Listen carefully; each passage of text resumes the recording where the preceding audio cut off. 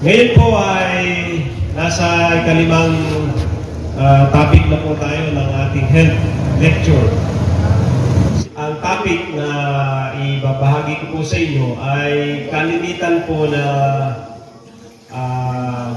kahit anong edad po, sa mga bata, yung mga teenager, yung mga may edad na, ay nagkakaroon po nito. Ano po sa palagay niyo? Ha? Ubo. Ubo. Very good. Kita naman.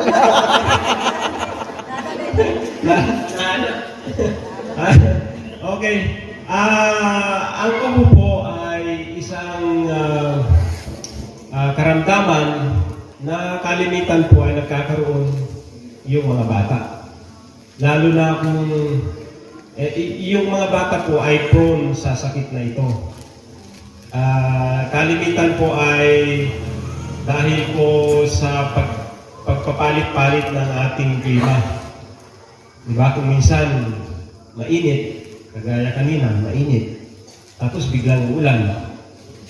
Kung naulanan ka, diba? Magkakaroon ka na ng ubo. No? Ganun din po sa atin, sa mga may edad na. Sa inyo pala. Ang ubo po ay isang maingay at mapuwersang paglalabas ng hangin mula sa mga baga. Ang ilang mga ubo ay tuyo, ngunit ang iba ay may kasamang plema at mga nakakairitang elemento. Next.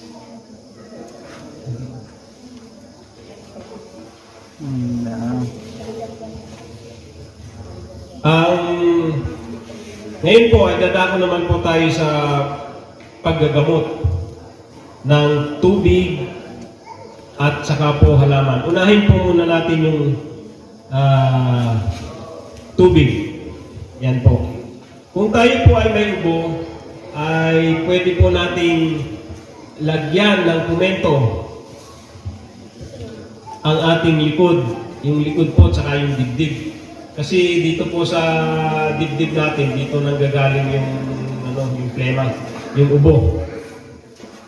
Tapos, pwede rin po yung habang kumukulo yung tubig ang gagamitin natin is maglagay po tayo yung parang tubo. Tapos, lalanghapin natin yung usok, yung steam na tinatawag. Yan po yung steam inhalation. Yun po ay nakakatulong para lumuwag po yung ating pag-ubo or tuluyan na pong mawala yung ating ubo. Next po. Ngayon po ay sa mga halaman naman po. Marami tayong mga halamang gamot para po sa ubo. Isa po dito ay ang lagundi. Alam niyo po ba yung itsura ng lagundi? Meron po tayo dito sa atin. Ayan, lagundi. Opo. Tapos, ang gagawin po sa lagundi ay yung dahon po niya ay pakuluan ng 15 minutes. Ang 4 na kutsarang tinadtad na dahon ng lagundi. Yan po. O kaya ay yung tuyo po na dahon ng lagundi. O kaya ay 6 na kutsarang tinadtad din po na yung sariwang dahon. Pwede din po yung sariwang dahon sa 2 basong tubig. At yan po ang ating iinumin. Nandito po yung mga dosis. Para po sa matanda, ay kalahating tasa ng nilagang dahon ng lagundi. 3 times a day po.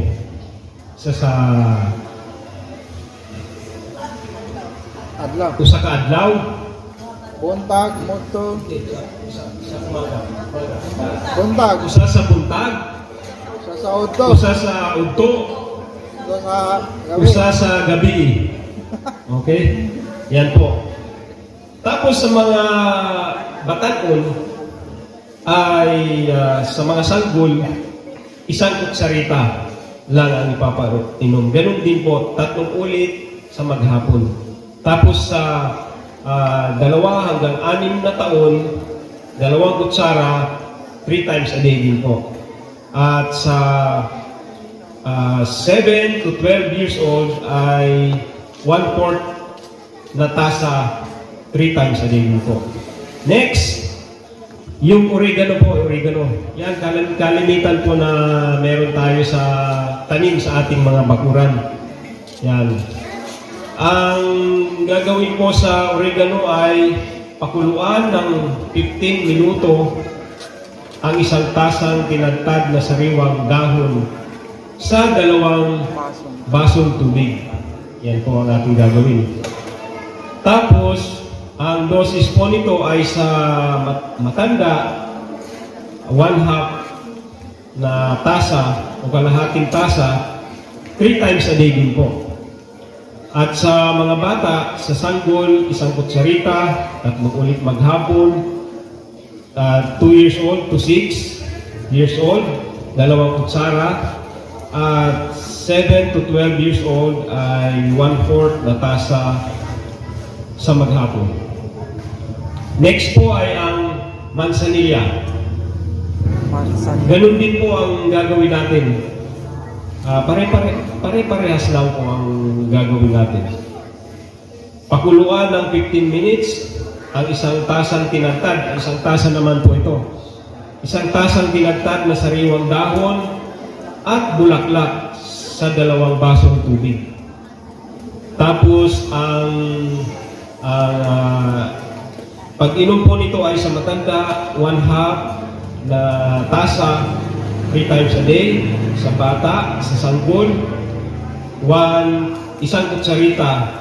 At sa 2 hanggang 6 na taon ay 2 kutsara. Sa 7 taon hanggang 12 taon po ay 1/4 na tasa. 3 ulit din po sa maghapon. Ang next po ay ang kantutay. Ganun din po. Pakuluan po natin ng 15 minutes ang isang tasang tinagtad na sariwang dahon at bulaklak. Kasama pala yung bulaklak. Siguro mas mabita pag may bulaklak. Sa 2 basong tubig. At ito po ay inumin natin ng 3 beses sa isang araw. Ganun din po sa matanda. 1/2 na tasa. At sa mga bata, 1 kutsarita. Sa 2 taon at 6 na taon, 2 kutsara. At 7 hanggang 12 taon po ay 1/4 na tasa ng pinakuluang dahon at bulaklak po ng kantutay. Okay? Ang susunod naman po na halamang gamot ay ang alagaw. Okay. Ang alagaw po ay pakuluan ng 15 minutes ang isang tasang tinagtad na sariwang dahon sa 2 basong tubig. Salain at pigaan ng 2 kalamansi. May kasama ng kalamansi para mas mabisa. Haluan ng 1 kutsarang asukal. Siguro parang medyo mapait siguro to kaya kailangan may asukal. Okay? Ganun din po ang dosis nito, 1/2 na tasa sa matatanda, sa maghapon, at sa bata, yung sa sanggol po ay 1 kutsarita, sa 2 hanggang 6 na taon po ay 2 kutsara, at sa 7 taon hanggang 12 taon ay 1/4 na tasa ng pinakuluang dahon ng alagaw. Yun po. Yun lang po ang ating health lecture ngayong gabi. Sa pagtatapos po ay gusto ko pong basahin sa inyo ang nasa Exodus chapter 15 verse 26.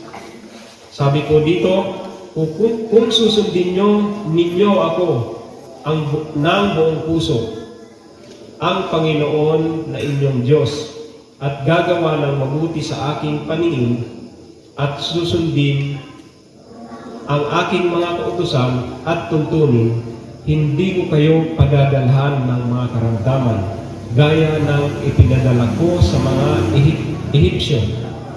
Dahil ako ang Panginoon ang nagpapagaling sa inyo. Maraming salamat po at magandang gabi muli.